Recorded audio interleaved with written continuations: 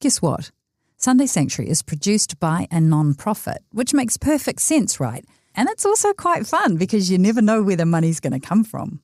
So this is your invitation to join that fun by supporting this kaupapa and helping to share something you love with even more people looking for soul-nourishing spiritual conversations. It's simple. You can choose between a one-off donation or become a regular supporter and help Sam and I keep making Sunday Sanctuary. To give now, head to our website, sundaysanctuary.nz. Kia ora, and thank you. Baby, I can find my treasure. There's too much for me to do.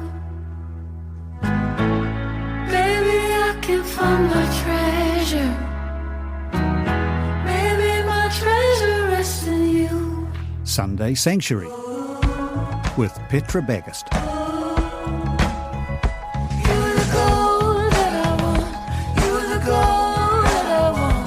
E ngā manu, e ngā reo, mai e ngā hau e whā. Tatau mai nei ki te manga o tēnei rākau whakaruru hau. Tau mai nei ki tēnei kaupapa, e pāpahau atu nei ki a koutua rā ko Sunday Sanctuary. Ko Petra Bagust tēnei, e rere ana ngā mihi ki a koutou katoa. To everyone from each corner of this country, come rest on the branch of this sheltered tree. You're welcome to this project, this space, Sunday Sanctuary. I'm Petra Bagust and I acknowledge you all. Welcome back to 2026. Of course, this is a timeless podcast that needs no date in it, but it is our first full episode for this year, and it's a joy to be back. And we are starting deep and hard and strong. Or are we starting gently and thoughtfully and provocatively? You decide. This title is called Am I My Brother's Keeper? And many of you will recognize that quote from the book of Genesis when God asks there are two brothers, Cain and Abel. I believe they're the sons of Adam. Remember Adam and Eve? Well, anyway, Cain and Abel are the sons. And God says to Cain, where is your brother? Cain says, am I my brother's keeper? God is asking a question of Cain that does invite Cain into saying, what responsibility do I have to my brother?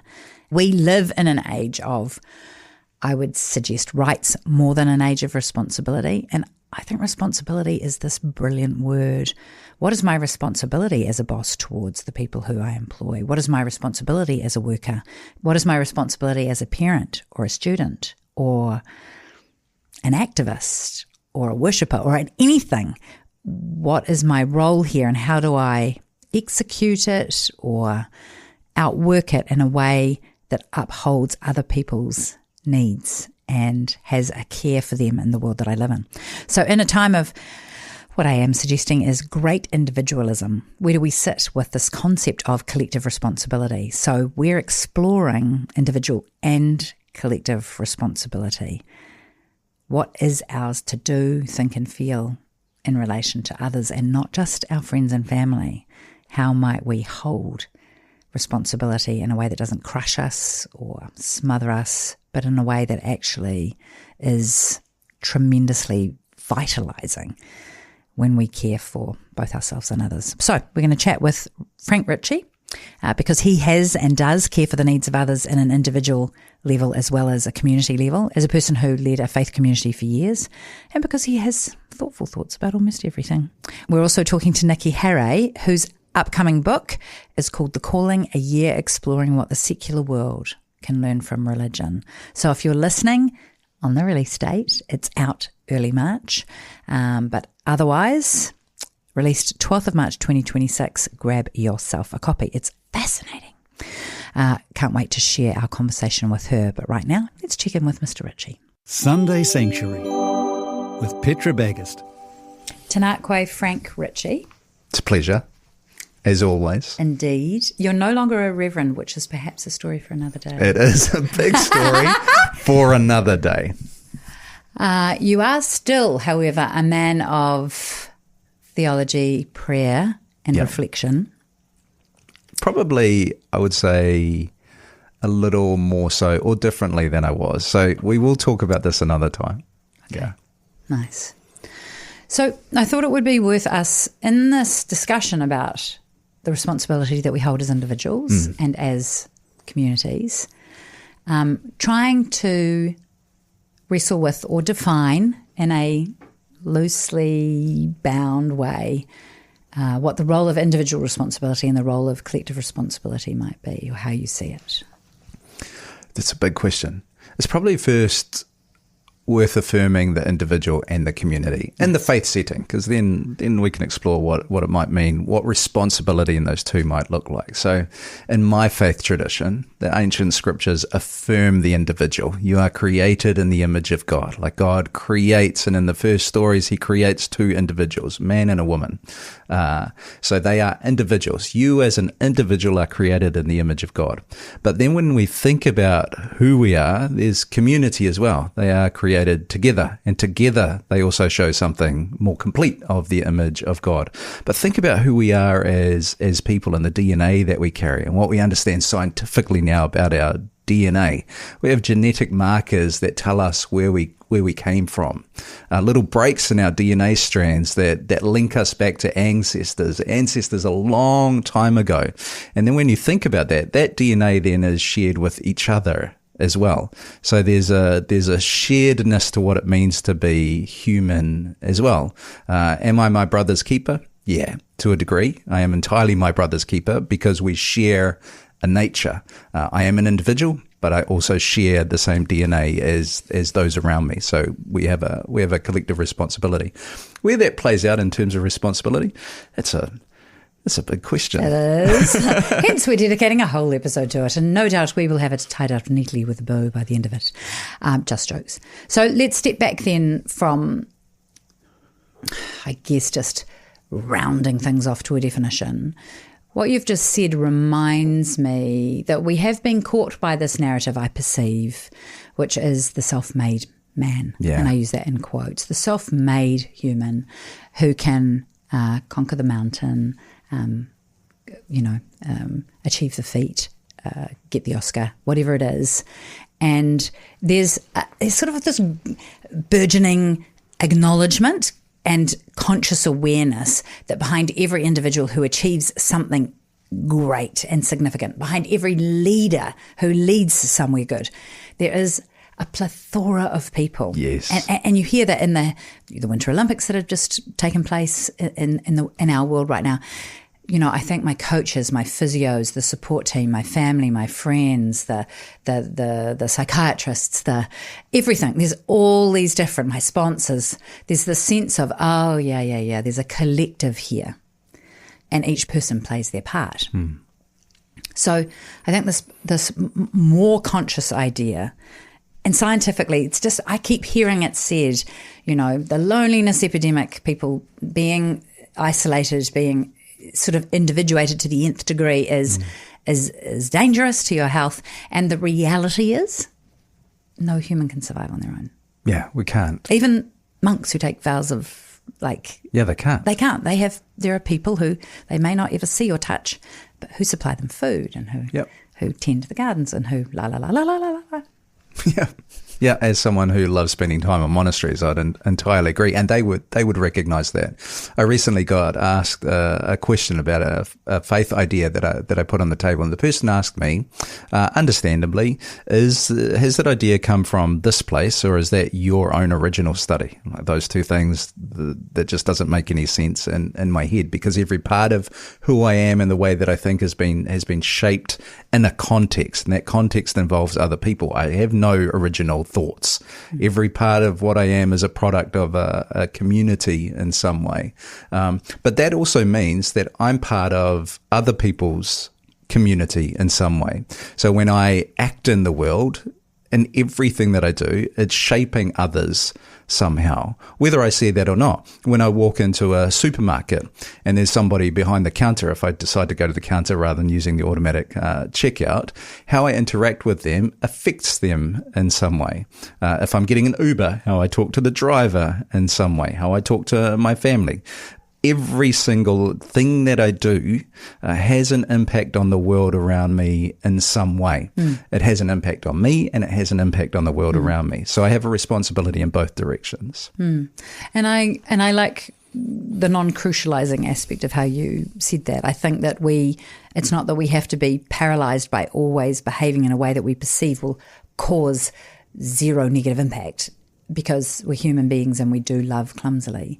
It's that we are aware that as community, as a neighbourhood, or as a workplace, or as a family, or an extended family, or as a friend group, or as a sports club, or as a faith gathering, our presence there can have an impact and will have an impact depending on how we act. Yeah.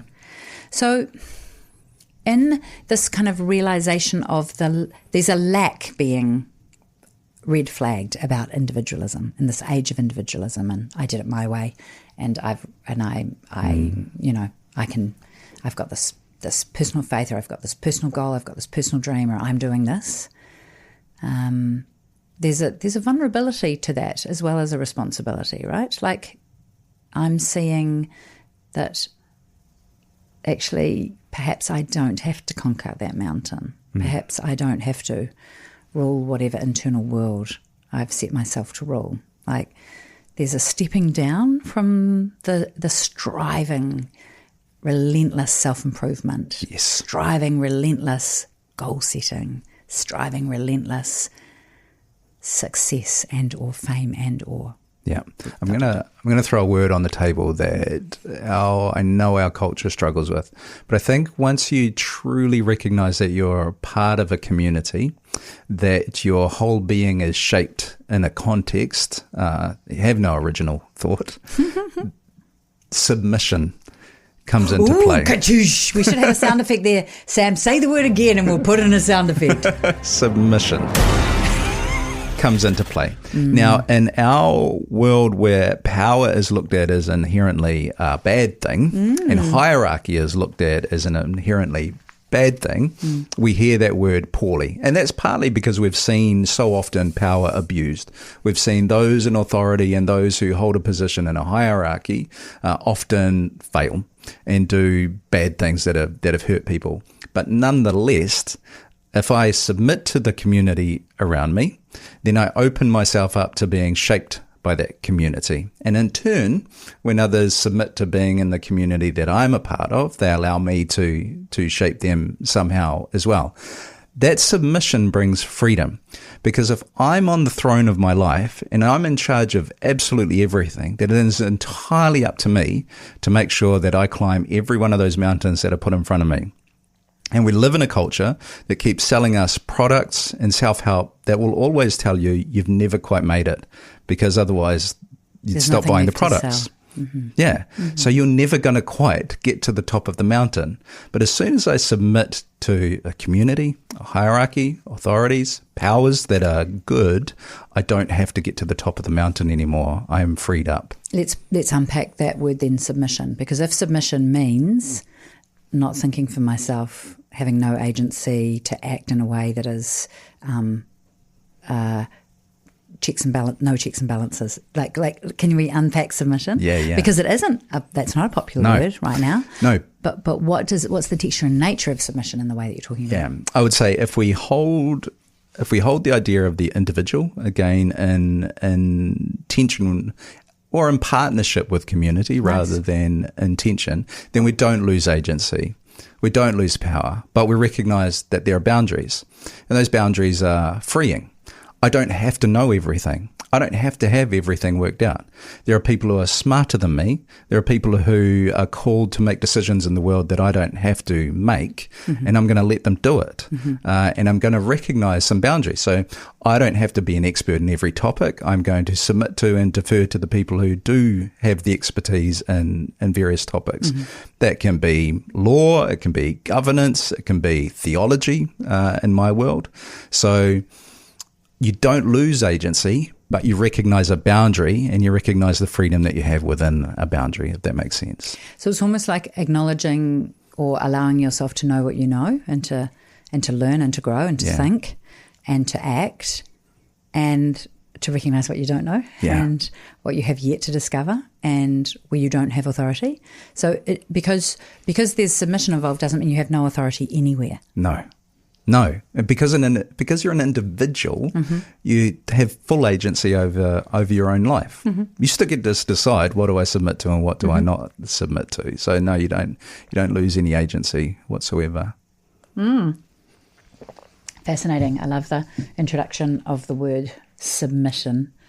It is fraught for people who have been subjected to or oppressed by others. Yeah. And those who have seen story after story after story of power being abused, I totally get our cultural reaction to words like power and submission. I totally get it. But I think we run the risk of throwing the baby out with the bathwater by not finding healthy hierarchy and healthy places to go. I'm not in control. I'm going to let that group or that person be in control. So then where might, or have you experienced examples of collective responsibility that have been positive or life-giving or given you more freedom? Collective responsibility. I mean, there's the whole, we won't unpack it here, but there's my whole recent faith journey. That is probably the most present for me. It's dominating my head. But if I think back to working at Tear Fund, Aid and Development Agency, where we were grappling with some of the big issues of the world. I think about when Tear Fund started, and you'll be familiar with this, when Tear Fund started going down the track of the problem of human trafficking and exploitation, and specifically sex trafficking and exploitation. And I remember doing a lot of the research on that to make sure that Tear Fund was well informed, that the information that we were putting out was good. I would look at our agents in the field, or those who got to go into the field, and the people who are doing the work thinking, oh, but I'm not as cool as them. Like they're really doing it. They're doing the real work. I'm just crunching numbers and then spitting stories out and educating a few people on the thing. But it got to the point where I recognized that I was playing an important role. They were playing an important role. And so collectively we were doing this work. If I think about how a church runs, there are lots of people who want to be the person up the front. That seems like the rock and roll position. You know, you're the person that everybody looks to. But a church can't function without people who put chairs out, without people who wash the toilets, without people who do all those little menial things. So there's a collective there that makes it happen. But the work at Tear Fund was probably a good example for me on an issue that a lot of people would recognise as critical. And there were donors who were supporting. They might never engage in the work in any way that palpable physical expression, but it can't happen without the person who's giving $5 every week. So collective responsibility. I think about dangerous territory maybe, but I think about COVID-19, which caused I guess great societal reactions, discussions. It caused some people harm. Many people didn't lose their lives because of the actions the government took. Many people did lose their jobs. Like there's a lot of diverse experiences of New Zealand's COVID-19 response. And I remember being in our home with young children intersecting at school and immune compromised elderly parents, and being like, well, I think my natural inclination as a human being is I've got a pretty robust immune system, I'll ride it out. Now, I didn't want to get COVID and I didn't want to give it to anybody else, but I was like, oh, if I'm isolating, I probably don't need the vaccine. That was my initial response. And my husband's response is more of a collective mindset, and he's like, we have to protect the vulnerable members of our society. Now, this conversation even could be triggering for people, I recognise. But it was an interesting journey for me to personally go through to end up getting vaccinated, which was against my natural inclination of I can keep myself safe and others safe from me. I think I have the wherewithal to do that. And it became about not what I wanted personally. For me, like in that moment I was like, wow, will I submit to the family movement, the movement within my family of what we decided to do, a wider, broader societal movement? And did that mean that I then took issue with people who didn't get vaccinated? I didn't. I had deep and close relationship with people who didn't, and it was never interrupted. So, there's this. But it was a crunchy thing for me to go again, to submit myself to actions that weren't what I wanted to do particularly. Do you know what I mean? Yeah. And people will just think I'm dumb from both sides of that, and that's okay. And I would say you didn't lose any agency there. You realised agency because you had to grapple with something that was a hard decision, make the decision that went against maybe your first instinct, but through going through that decision, rather than just rolling it into whatever felt best for you, I think you realised your agency because you had to work to make a decision. It's a great example. Yeah. And I think it's not like I think that we've got things we could learn from communities and even cultures that are collectively oriented, because the collective can cause harm if the individual isn't allowed to exist within it, you know, and there are cultures where that's taken place and there are institutions where that's taken place. And yet, if we were able to find what you were talking about as a partnership in the collective and individual responsibility, I like the idea that there would be, the agency of being able to pick something up and able to put something down. Yeah. And I think when we do that, I actually think we find the individual properly. If I think about a practice that you do on Sunday Sanctuary, where you talk about Holy Communion, I think about what goes on at the table of Holy Communion. There's a giving over of the individual to this bigger story. So there's this moment where I'm not myself. I recognize that there's this other thing that is bigger. I give myself up to a degree. And in so doing, I'm united to everybody else who's doing that as well. And I'm united to what's present in that meal, to the person who's present in that meal. But the belief is that in so doing, I am made more truly myself.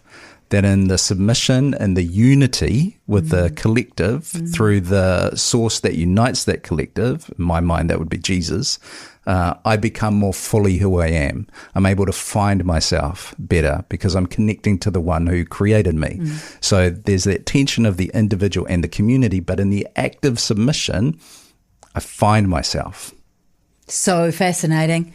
And look, for me, a common presentation of that would be to be at a concert. Yeah. Would to be in a crowd, in a collective who are imbibing, effusing, soaking up and singing together. Yes. Wholly, like an organism almost, and yet individuals within it. And even as the concert disperses and everybody pours into the streets and the people we are the streets and we are the city and we are, there's this, I think there's a human thing there of being part of something bigger and being united in that moment. Yeah. That is what you're referencing on another level in communion. It's beyond the physical and it's beyond the logical. But in the concert, you find your voice. Yeah. Because if you're on your own or you're with maybe two other people, unless you're a really confident singer, you're probably not going to put your voice out there. Yes. But in a bunch of people singing, you're more likely to lift your voice and find your voice as an individual. So it's within submitting to the collective in some way that you find yourself as an individual. Yeah. Fabulous, and sorry to everybody who has stood in front of me at a concert, because I absolutely do find my voice in those situations. Maybe a few people have turned around and had a look at me and gone, okay, lady. That's wonderful. Thank you for sharing. I love the insight. We shall take it and journey with it together, shall we not? Sunday Sanctuary Community.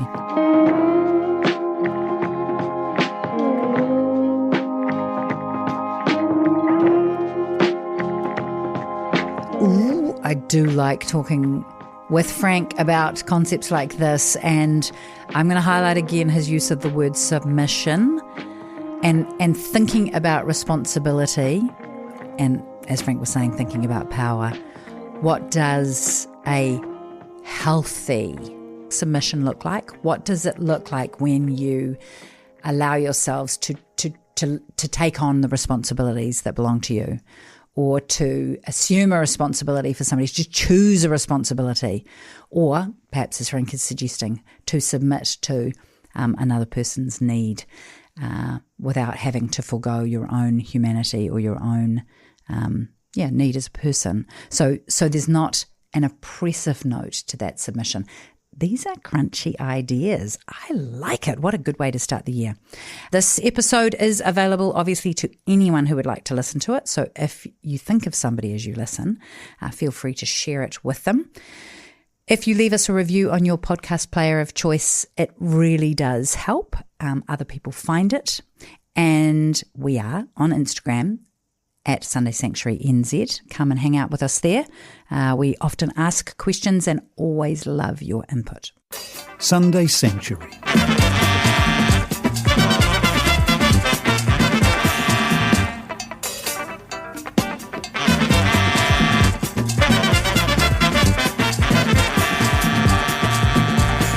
Hey, it's producer Sam here. That was a bit of the song Zombie by Fela Kuti. Before we make some time for reflection, I want to take you on a detour to Nigeria. For most of Fela Kuti's career, he lived in a compound and had his own club in the central Lagos suburb of Mushin. The compound was known as the Kalakuta or Rascal Republic.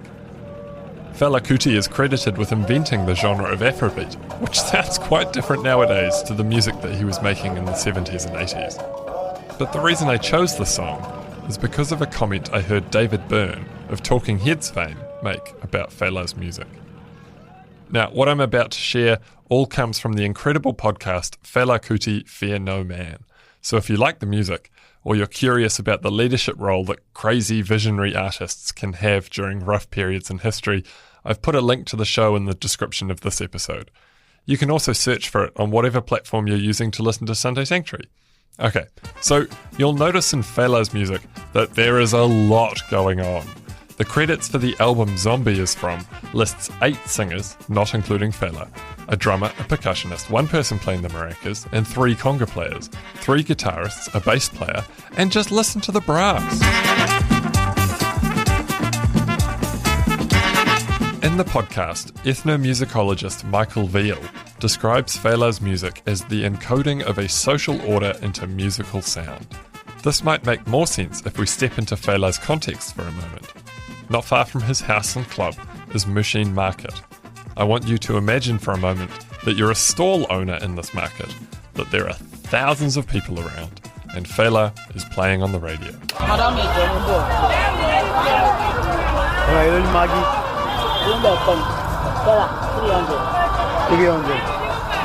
No, uncle. What do you want?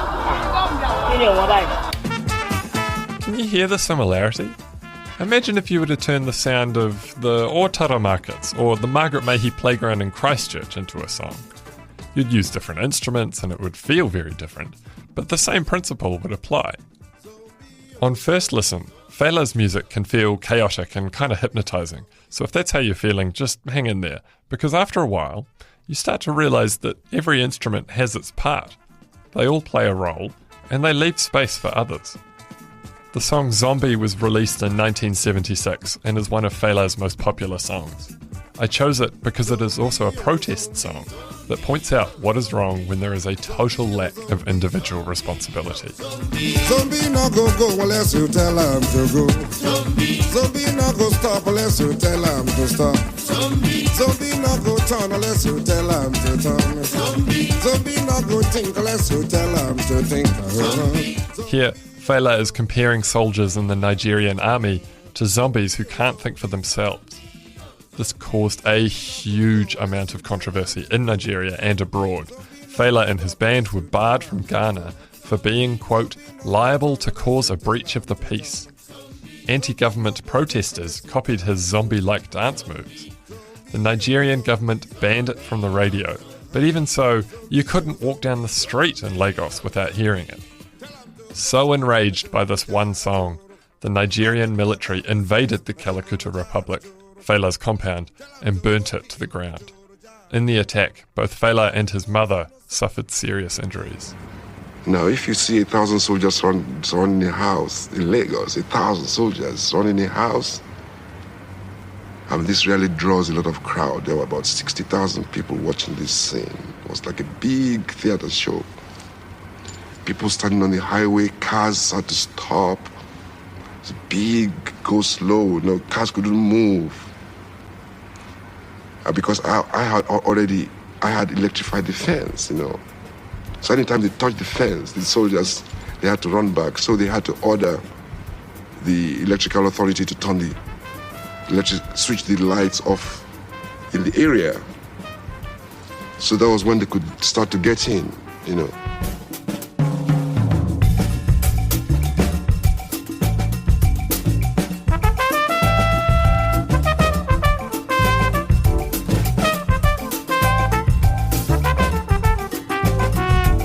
I mentioned David Byrne earlier. Well, he made the observation that no one band member is playing their instrument's entire part. It feels like a collection of people taking responsibility for the parts they play in their community and leaving space for others to contribute, no matter how imperfectly. Now, Fela's music isn't a perfect analogy. We don't live in a utopia where everyone takes their fair share of responsibility for working towards a shared vision of the future. David Byrne finished by saying, quote, "No one part is more important than the others. The whole thing exists by all these cogs and wheels working together. And if you take out some parts, then it stops working. This is kind of a sonic model for a more perfect community." End quote.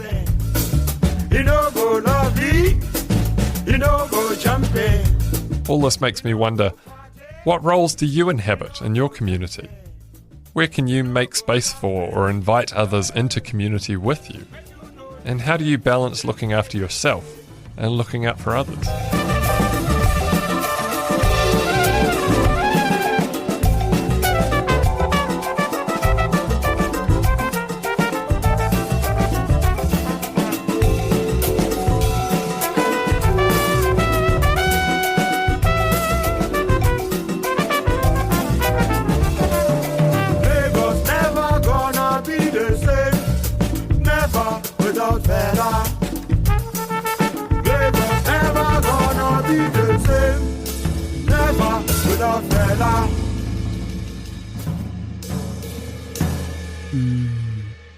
A musical representation of society. Ow! Okay, and the metaphors don't stop. In his book, He Tatau Pounamu by Alistair Reese, which is our sacred text in this episode, it's a small book, a small bilingual book about the Treaty of Waitangi. Up to this point in the book, Alice unpacks the ways that church and Māori understanding of the gospel influenced the treaty and the people who signed it. He is reminding readers of just how long the treaty has been understood as a marriage-like covenant rather than just a legal or political document. So here we are on page 73. It might seem unusual to associate an ethic such as love with a political treaty, but here again, te kāwena tahau, the New Testament, is helpful. Biblical covenantal commitment is founded upon an ethic of love, translated in New Testament Greek by the word agape. It carries the meaning of unconditional or sacrificial love, reflecting a divine quality. Agape in the New Testament is anchored in Christ's example of kenosis, of his self-emptying death on the cross, which in turn leads to a cruciform ethic of sacrificial love. We can understand the treaty as a covenantal commitment to a relationship of mutual love for the good of the other party, rather than an instrumental transactional contract only. Rescued from legalism, it becomes a grace-infused commitment to the other. If the treaty is a relational document, one that can be understood as, in some respects, analogous to the covenant of marriage, then clarifying this ethic of love takes us beyond rights talk and towards a relational commitment to the flourishing of the other.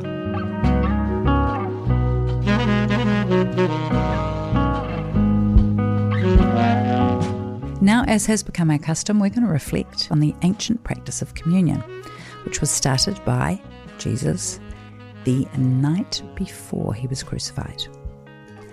2,000 years ago, a group of individuals sat with Jesus for an important ritual meal. This was a feast celebration. They came with their own experiences, wonderings, beliefs, and ideas. A close examination of who was at that meal shows that some of the experiences and beliefs of those individuals would have been in conflict with others there. Go figure. A real meal with real people. During that meal, Jesus, through offering bread and wine, gave them himself.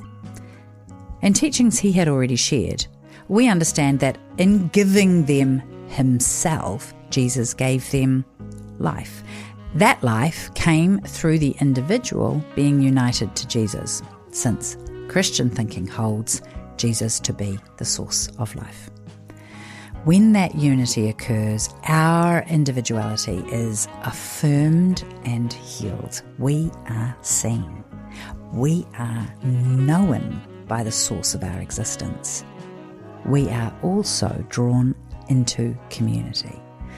At that table 2,000 years ago, there were fishermen, a tax collector, a former violent revolutionary, and more. Individuals. From the position of their individuality, the unity each experienced with Christ also united them with one another. No longer were they a disparate group of individuals. They were to become a united group of individuals, a community. Within that community, individuals are affirmed through their unity with Christ and one another, and each individual plays an important part that is different from the other parts. This allows each person to affirm the other. Where relationship with God was previously broken, here it is healed. Where relationships between humans were broken, here they find healing. Where our relationship with creation is broken, here it is renewed. It is in these relationships where we become who we truly are as individuals. A healthy individual is nurtured in community, and a flourishing community is grown through the contribution of healthy individuals. Communion draws us towards the source of that and then enables us to flow out from that source.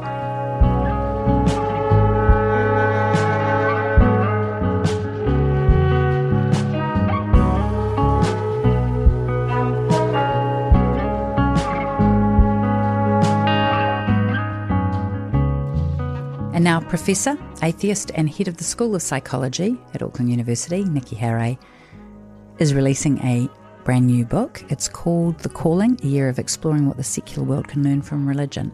And I wonder, what did she learn?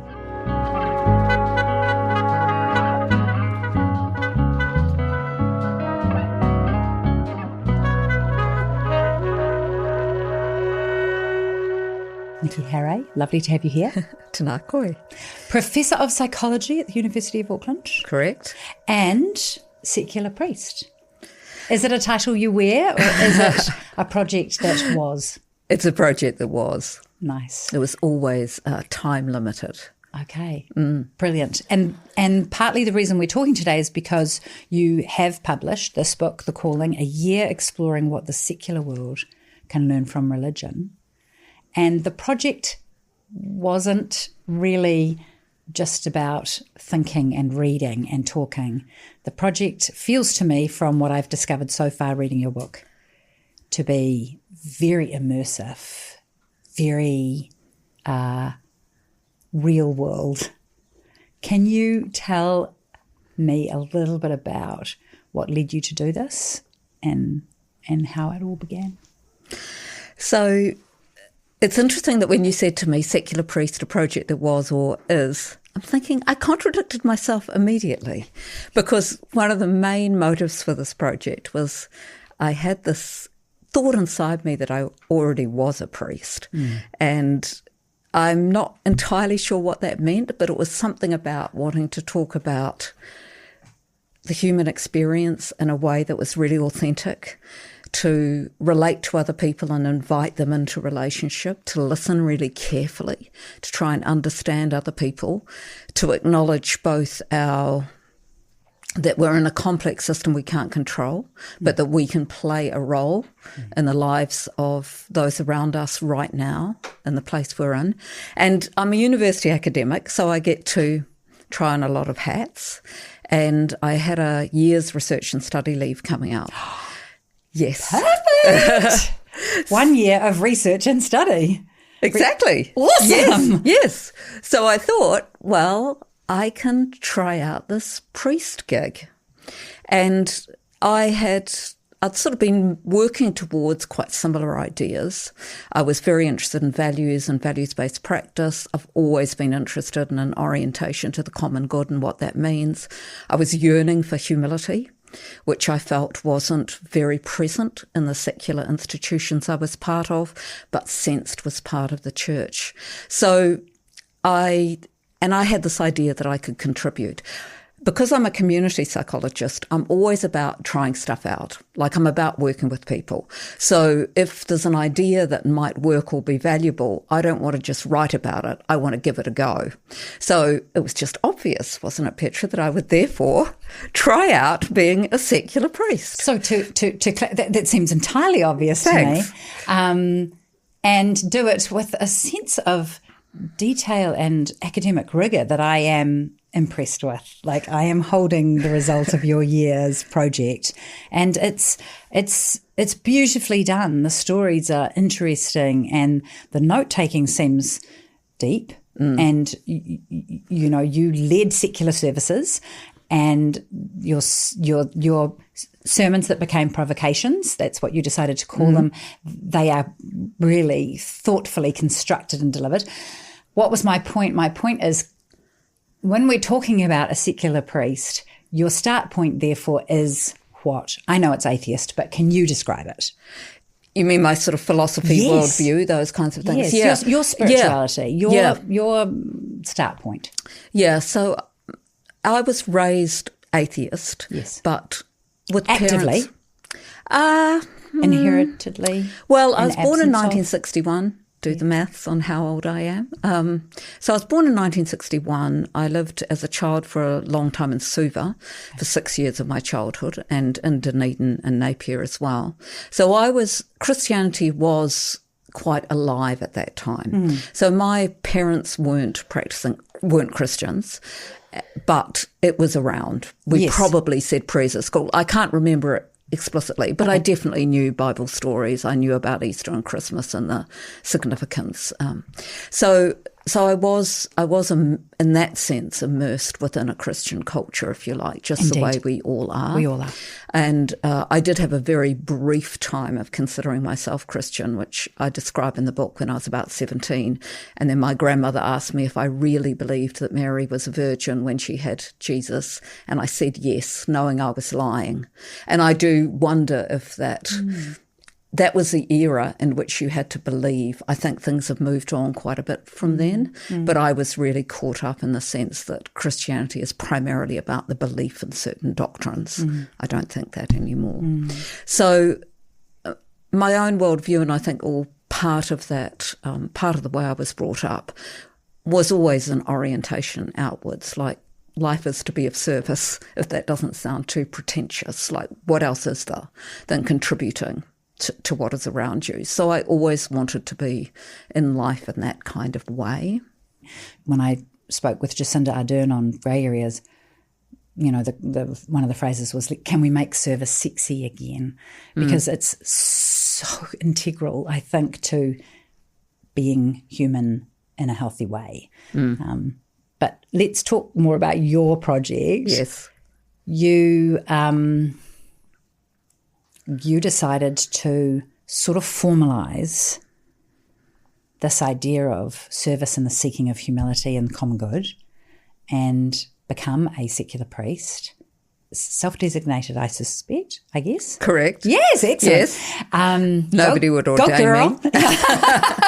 and create services that you invited people. Shout out to Mark Pearson, who I know, for his, you know, I guess, support of your mahi. what did you discover? And like, can you tell us a few little snippets? I mean, I've got some. Shall I notes, describe what the? Yes, sure. Okay, so the Secular Priest Project, in terms of the work that I did, had a number of components. One was attending a Christian church and reading, so that was a learning part of it. But the doing part of it was that I set up a website. I had services 2 or 3 Sundays a month, followed by, on the Wednesday, an online service that did the same talk, provocation, sermon as the previous Sunday. So those were a regular event throughout the year. I offered what I called personal conversations, which was people were able to come in and have a conversation with me about anything that was troubling them or that they wanted to discuss. I saw that as a sort of priestly conversation, if you like. I'd already had many conversations like that with students and other people, heavily involved with youth environmental movements, so I thought they would be akin to that. And I also offered ceremonies. So I did a course at the Celebrant School, training as a celebrant, and was really keen to do secular ceremonies, but I only did one in the end, which was a baby naming ceremony. So that was the active part of the project, the outward-facing part. But I also took upon myself to have 3 vows, and they were simplicity, hospitality, and pause. So for the entire year, I bought nothing unnecessary. Simplicity. So necessary was defined as food, things like, painkillers, dishwashing liquid. If something broke that I needed, like my cell phone, I would have been allowed to replace it. I don't think anything like that happened during the year. So I was pretty much only shopping at the supermarket. I also wore a uniform. So I was wearing only black and grey clothes for the year. I had to construct that, which was a bit of a carry-on and kind of weird to be buying all these clothes for the sake of being simple, but I did it. Okay. And then my 3rd vow was pause. So I really wanted to find a way to have regular times outside the flow of life. And that vow took quite a long time to settle because I wanted to pray, but I didn't know who or what to pray to. I was determined not to meditate, but in the end did end up discovering meditation and develop what was essentially a meditation routine. Yeah, which you referred to as centering prayer sometimes. Centering prayer was the book that kicked me off in that direction. Yeah. Okay. And I run anyway, so I also stopped listening to podcasts when I run and started observing the light. So all these ways to just introduce that regular gap between me and what I was experiencing. Brilliant. I wonder if you could define prayer as a regular gap. Like I wonder if prayer could, like we have such a almost cartoon concept of prayer, I think, as a person on their knees with their hands in a prayer position speaking. It may extend to a person sitting somewhere listening. What you're describing feels more robust. It's running. It's physically, literally pausing mentally, emotionally, and with your body. And then also, sort of intersecting with other elements of nature. Yeah, like that's light. right. Yeah, that's right. I think so much of this is about some kind of perspective, because being able to be outward focused, which is really what I saw as a central mission of the project. It's like, this sounds brutal, but it's almost like get over yourself, which is not exactly how I thought about it. It's more look outward, try and overcome your ego, all of those kind of just very standard spiritual messages, really. And in saying that, are you saying get over yourself, Nikki? I think I am definitely saying that to myself. Yeah. And I also see so much pain in people because they've made themselves the centre of their lives. Because it's actually incredibly painful to be the centre of your life. It's such a... I find it so sad. I see young people sometimes with such a need to find out what their passion is. And if you're a little bit older, you know it doesn't really work like that for most people. You bumble through doing things and you discover things that in unexpected places. But that self-conscious need to make a life, I think, is too much to ask of a poor, fragile human being. Yeah, I think it's interesting you use the word sad. I would see it as just immense pressure. Yeah. An immense pressure to be the source of creation of your entire world and being and success and everything. And we are not in control of all the elements by any stretch of the imagination. And if every single person is centered on themselves and their life, it's very hard to cope with dealing with all of these non-interlocking globes, you know, like what's the porous space around us? Like, I think midlife for me is definitely a lesson in the humility of, and everything will happen. Like things just like the fly in our recording. Go away. Can I dip back to your vows? I'm fascinated by the vow of humility that you chose to represent. Hospitality. Oh, I didn't explain that one. No. Yeah. Tell me about that. Yeah, okay. So hospitality was, again, it's the idea of focusing outwards. Yeah. But I did start with very low-level hospitality, which was just greeting people I saw on the street or at the supermarket and not avoiding them. I think I'm an introvert. I find being with people is causes me. It's a task that I have to put a lot into. Yes. And so I am a bit of an avoider of people on the street. If I can duck around the corner without them seeing me, I'm not impolite. I will often do so. Walk down the next aisle of the supermarket because there's somebody I might have to say hello to, exactly the opposite of my husband who will, approach people. So my hospitality vow to start with was simply that I would greet people. And that actually took quite a lot of self-conscious effort to maintain. Again, as I said, I run. So I'm running around my suburbs. So I'm quite often running into people and I would always say hello. And I got into the habit of saying hello to everyone and it started to just be what I did. I was one of those people that was open and friendly. What did your vow of hospitality reveal to you over the year? Well, partly my heart stretched in the way that I'd hoped it would. So I became more able to do this in a natural way.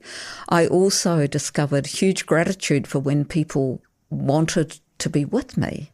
I mean, that's such an amazing thing for somebody to want to talk something through with you, even to want something practical from you. It's like, wow, I exist. Here's people out there noticing me and seeing a place for me in their lives. So I was able to really reframe that act of hospitality. But it's still something I struggle with because I still have that introvert's need for long stretches of time alone. One of the things during that year, because I was not as involved in the nitty-gritty of daily university life as usual, is I had hospitality and I had pause. Yeah, I was going to say you've got your balancing vow of pause, which is an beautiful active foil. Pursuit of. Yep. So they beautifully balanced each other. And I do think that the spaciousness, however that's created, and pause is one way to do that deliberately, is also necessary for deep hospitality, for not having the resentment of too many people, too many demands and so on. And simplicity as well. I wasn't buying stuff, and that takes time. And that Focus, also, energy, desire, thought, money, resource. Yeah, it does use resource. Planning. Interesting. I am seeing, hearing, feeling a yes and movement in that your vow of hospitality, which is others focused and more outward leaning, your vow of pause, which is one's a giving more and one's a receiving more. It's not that they're mutually giving or receiving, but you're not saying I must be hospitable and I have no needs, and I don't have space to care for myself. And you're not saying I must care for myself at all costs, even if I can't, I can't deal with those people. So there's, even as I think about, what Sam and I are exploring in this episode of collective responsibility and individual responsibility, is that they're so not mutually exclusive, that they're so woven together and possibly can't exist without the other. And yet if you pursue one to the detriment of the other, both suffer. Can you, I guess, elucidate some of what you discovered in essentially creating and then serving a community as a secular priest? Yeah, well, one of the very early discoveries is that I was essentially doing this for people like me, who I defined primarily as environmentally oriented, socially justice oriented, secular types. And I found that they were overwhelmingly not interested. Now, I did get people along to services. I did do, number escapes me off the top of my head, but I think it was 49 personal conversations, something like that. And I did a ceremony. So there was some interest, but it was nowhere near on the scale I expected. I thought people would yearn for this because I thought I was onto something that was missing. And I did not discover that people in secular communities, they either didn't perceive the same gap or didn't think I was somebody that could fill the gap for them. I'm not quite sure exactly what that is. That will always remain a question. I also discovered the enormous warmth and generosity of Christians. Now, I was blown away by that because for me as an atheist and possibly growing up in a Christian country, there was you were either Christian or not, you either believed or not. That was a big thing in my time as a child. And it was always slightly embarrassing, this idea that I don't believe in this. How could you possibly believe in this? It's impossible.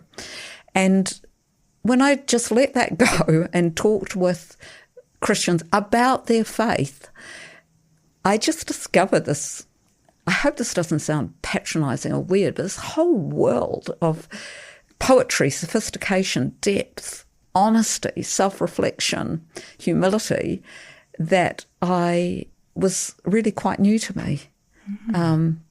So quite a lovely discovery. I know. I mean, I want to say, which sounds even more patronising, some of my best friends are Christians. Same. Doesn't sound the yeah, same. But I mean, but you know what's interesting about that too is I think that because Christianity, and again, I know I'm bundling together a whole lot of very different things, but sort of liberal Christianity, for want of a better term again, because it is now not the go-to thing that's just part of community life. Yeah. It has to find a humility in the message. Yeah. And that's one of the things I found so amazing about the contrast between an incident of the culture wars at my university when positions were taken on, in this case, Mataranga Māori and science and how that works. They were such rigid positions and so much defensiveness, whereas when I was talking with people who had leadership roles in the Christian church, the lack of defensiveness just blew me away. The generosity of people to say, this is how I see God and this is the role of Jesus in my life, but other people see God differently. That is such an incredible thing to say in this polarised age, and yet it's so simple. And there's some profound truth in how people behave when they're no longer the dominant or incumbent. Yeah. There is a humility that comes with that I think is entirely appropriate and good. Yep. And to lay down defensiveness is to lay down the need to be right and to rule. And so I think that is an important part of what I would perceive to be a life of faith or a religious life, is that the humility of not knowing everything and being the arbiter of all the rules. it's simple and hard at times to be human, isn't it? It is so. It is such an incredible journey, for want of a better word. You're picking up my phrases. I actually could have called this book like Humility or something like that. Like humility and sitting with uncertainty. Those are such central things that I was both inspired by and kept returning to. Beautiful. Thank you, Nikki. Thank you, Petra. Thank you for chatting for longer than scheduled and for writing this book. Our nest egg may be rotten,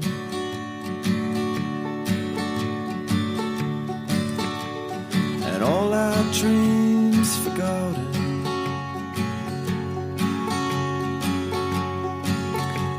but I am not downtrodden.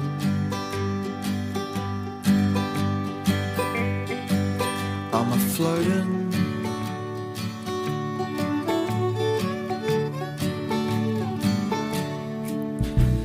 and you might say I'm a-drifting,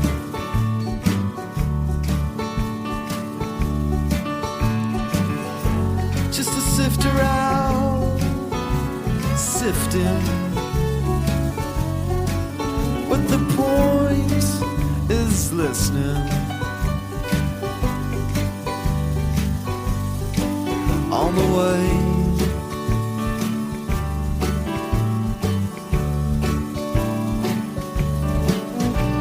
and now my bow is a listing.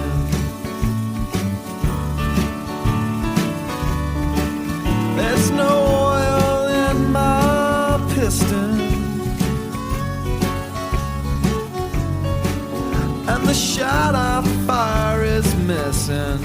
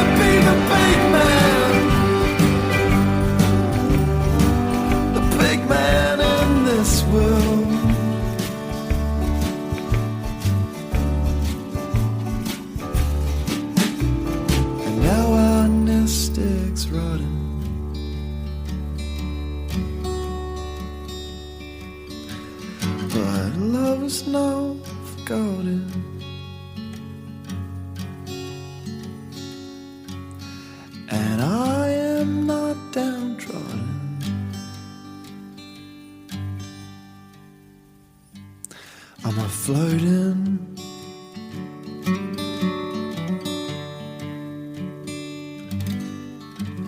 Our waiata was Nest Egg by the Phoenix Foundation. Marvellous group. Actuals, for reals. We're going to end our episode on individual and collective responsibility with a benediction from Kate Bowler. This is a blessing for those who serve others.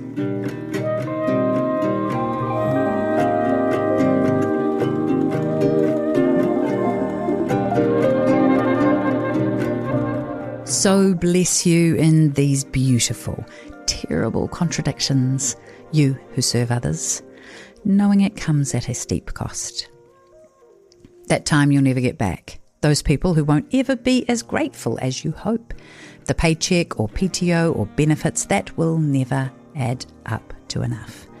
May you be reminded that maybe you were called for a time such as this, to pour out your great gifts for the sake of the other, to work towards this beautiful, terrible interdependence, even if community is much easier in theory than in practice. And on the days where you feel like your work is just a drop in the ocean, or you want to throw in the towel because you are far beyond burnout, may joy and delight be yours, my dears, and may it fuel the hard, beautiful work you do.